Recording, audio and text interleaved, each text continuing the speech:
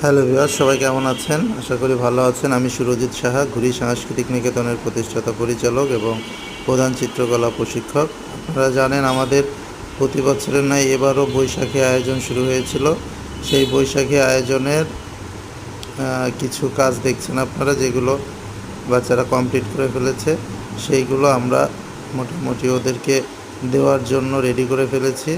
আগামীকাল ক্লাসেই ওরা সবার যার যার কাজ হাতে পেয়ে যাবে।